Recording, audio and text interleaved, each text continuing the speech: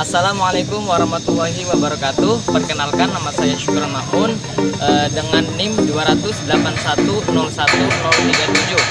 Saya dari kelas PAIB semester 3. Dalam video kali ini menjelaskan tentang sejarah dari suku Kurdi dan suku Melayu.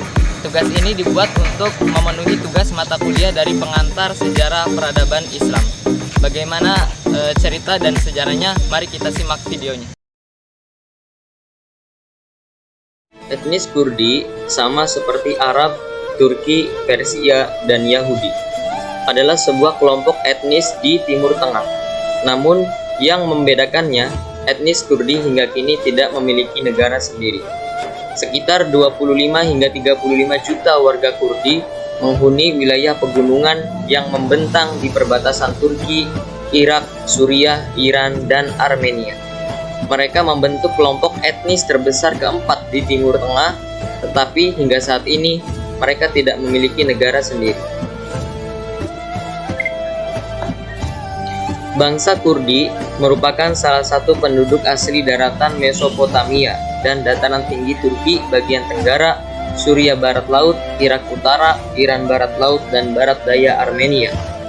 Mereka membentuk komunitas tersendiri, disatukan melalui ras, budaya, dan bahasa, sekalipun mereka tak punya dialek standar. Agama dan kepercayaan mereka berbeda-beda, walaupun mayoritasnya adalah kaum Muslim Sunni.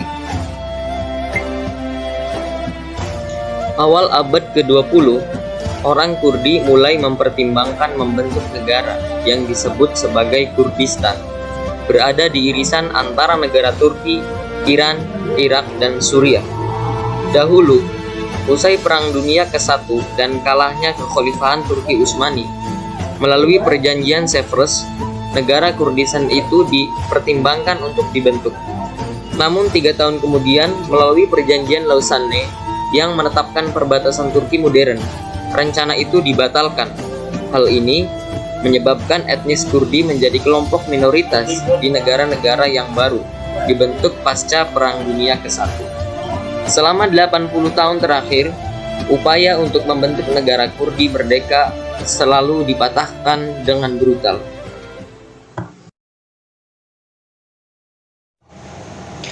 Baiklah, selanjutnya saya akan menjelaskan tentang suku bangsa Melayu.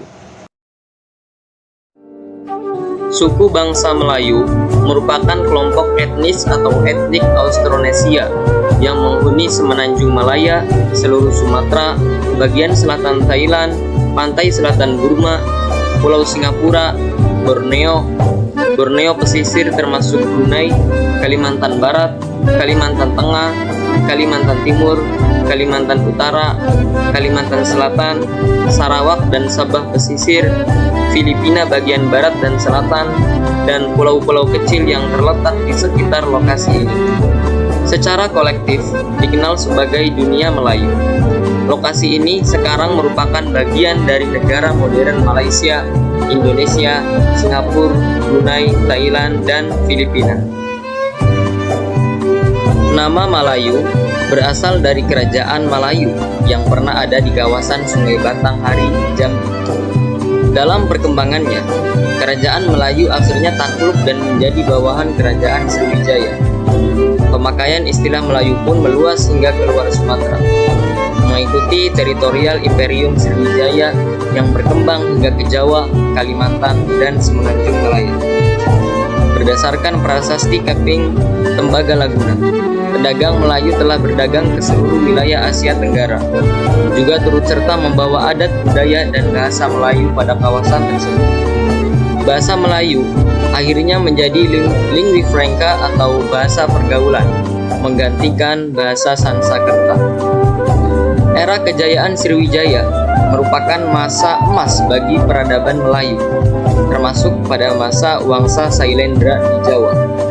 Kemudian dilanjutkan oleh kerajaan Dharmasraya sampai pada abad ke-14, dan terus berkembang pada masa Kesultanan Malaka, sebelum kerajaan ini ditaklukkan oleh kekuatan tentara Portugis pada tahun 1511. Masuknya agama Islam ke Nusantara pada abad ke-12 diserap baik-baik oleh masyarakat Melayu. Islamisasi tidak hanya terjadi di kalangan masyarakat jelata, namun telah menjadi corak pemerintahan kerajaan-kerajaan Melayu. Di antara kerajaan-kerajaan tersebut ialah Kesultanan Johor, Kesultanan Perak, Kesultanan Pahang, Kesultanan Brunei, Kesultanan Langkat, Kesultanan Delhi, dan Kesultanan Siak.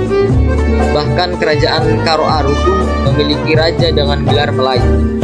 Kedatangan Eropa telah menyebabkan orang Melayu tersebar ke seluruh Nusantara, Sri Lanka, dan Afrika Selatan. Di perantauan, mereka banyak memiliki kedudukan dalam suatu kerajaan, seperti Syah Bandar, ulama, dan hakim. Dalam perkembangan selanjutnya, hampir seluruh kepulauan Nusantara mendapatkan pengaruh langsung dari suku Melayu.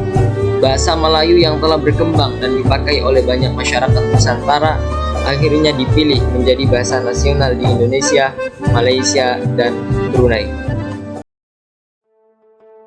Baiklah teman-teman, itulah tadi video yang dapat saya sampaikan. Semoga video ini bermanfaat bagi para penonton. Apabila dalam video tadi terdapat kesalahan, saya pribadi memohon maaf sebesar-besarnya. Terima kasih. Wassalamualaikum warahmatullahi wabarakatuh.